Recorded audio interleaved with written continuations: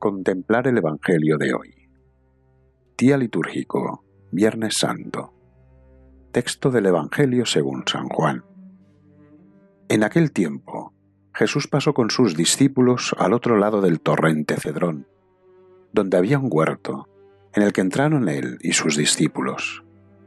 Pero también Judas, el que le entregaba, conocía el sitio porque Jesús se había reunido allí muchas veces con sus discípulos. Judas, pues, llega allí con la cohorte y los guardias enviados por los sumos sacerdotes y fariseos, con linternas, antorchas y armas. Jesús, que sabía todo lo que le iba a suceder, se adelanta y les pregunta: ¿A quién buscáis? Le contestaron: a Jesús el Nazareno. Díceles: yo soy. Judas, el que le entregaba, estaba también con ellos. Cuando les dijo yo soy, retrocedieron y cayeron en tierra. Les preguntó de nuevo: ¿a quién buscáis? Le contestaron: a Jesús el Nazareno. Respondió Jesús: ya os he dicho que yo soy, así que si me buscáis a mí, dejad marchar a estos. Así se cumpliría lo que había dicho: de los que me has dado, no he perdido a ninguno.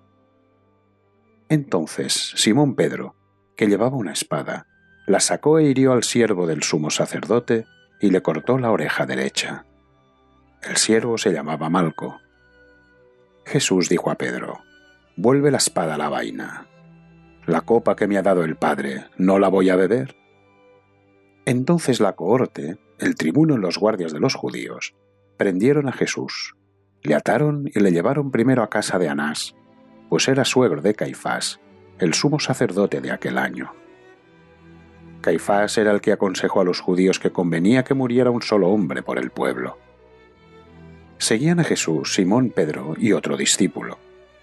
Este discípulo era conocido del sumo sacerdote y entró con Jesús en el atrio del sumo sacerdote, mientras Pedro se quedaba fuera junto a la puerta. Entonces salió el otro discípulo, el conocido del sumo sacerdote, habló a la portera e hizo pasar a Pedro.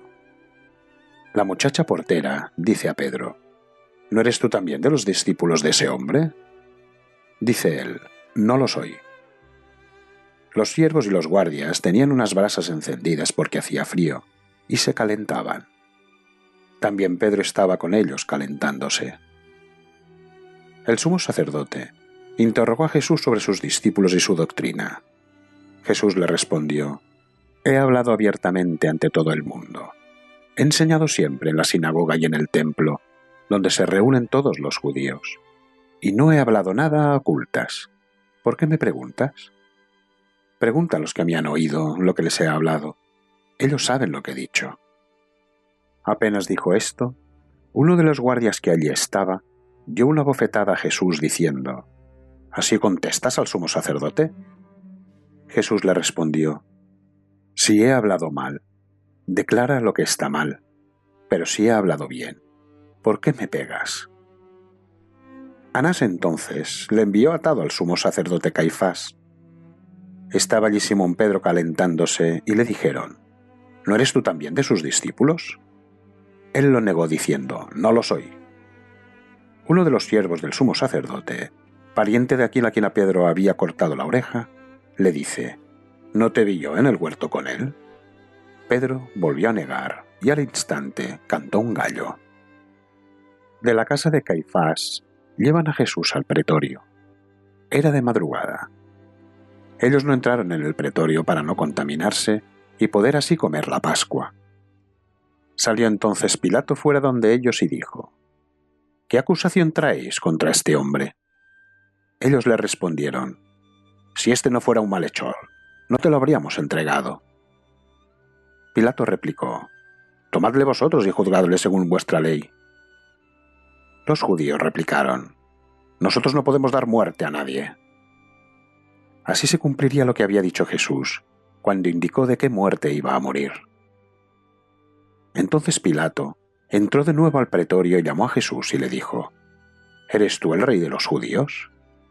Respondió Jesús: ¿dices eso por tu cuenta, o es que otros te lo han dicho de mí? Pilato respondió: es que yo soy judío. Tu pueblo y los sumos sacerdotes te han entregado a mí. ¿Qué has hecho? Respondió Jesús: Mi reino no es de este mundo. Si mi reino fuese de este mundo, mi gente habría combatido para que no fuese entregado a los judíos. Pero mi reino no es de aquí. Entonces Pilato le dijo: ¿Luego tú eres rey? Respondió Jesús: Sí, como dices, soy rey. Yo para esto he nacido, y para esto he venido al mundo, para dar testimonio de la verdad. Todo el que es de la verdad escucha mi voz. Le dice Pilato: ¿Qué es la verdad? Y dicho esto, volvió a salir donde los judíos y les dijo: Yo no encuentro ningún delito en él, pero es costumbre entre vosotros que os ponga en libertad a uno por la Pascua. ¿Queréis, pues, que os ponga en libertad al rey de los judíos? Ellos volvieron a gritar diciendo: A ese no, a Barrabás. Barrabás era un salteador. Pilato entonces tomó a Jesús y mandó azotarle. Los soldados trenzaron una corona de espinas, se la pusieron en la cabeza y le vistieron un manto de púrpura. Y, acercándose a él, le decían: «Salve, rey de los judíos», y le daban bofetadas.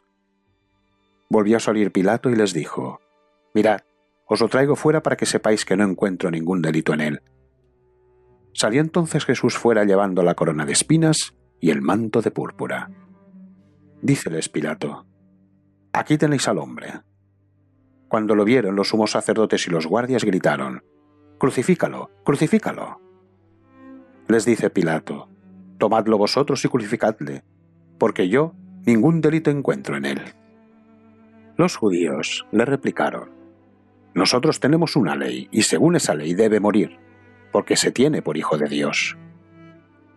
Cuando oyó Pilato estas palabras, se atemorizó aún más. Volvió a entrar en el pretorio y dijo a Jesús: «¿De dónde eres tú?». Pero Jesús no le dio respuesta. Dícele Pilato: «¿A mí no me hablas? ¿No sabes que tengo poder para soltarte y poder para crucificarte?». Respondió Jesús: «No tendrías contra mí ningún poder si no se te hubiera dado de arriba. Por eso el que me ha entregado a ti tiene mayor pecado». Desde entonces Pilato trataba de liberarle, pero los judíos gritaron: «Si sueltas a éste, no eres amigo del César. Todo el que se hace rey se enfrenta al César». Al oír Pilato estas palabras, hizo salir a Jesús y se sentó en el tribunal, en el lugar llamado Enlosado, en hebreo, Gabatá. Era el día de la preparación de la Pascua, hacia la hora sexta. Dice Pilato a los judíos: «Aquí tenéis a vuestro rey». Ellos gritaron: «¡Fuera, fuera, crucifícale!». Les dice Pilato: «¿A vuestro rey voy a crucificar?». Replicaron los sumos sacerdotes: «No tenemos más rey que el César». Entonces se lo entregó para que fuera crucificado.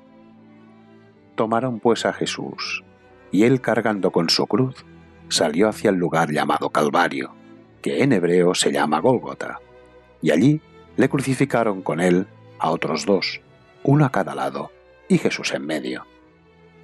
Pilato redactó también una inscripción y la puso sobre la cruz. Lo escrito era: «Jesús el Nazareno, el rey de los judíos». Esta inscripción la leyeron muchos judíos, porque el lugar donde había sido crucificado Jesús estaba cerca de la ciudad, y estaba escrita en hebreo, latín y griego. Los sumos sacerdotes de los judíos dijeron a Pilato: «No escribas el rey de los judíos, sino: Este ha dicho: yo soy el rey de los judíos».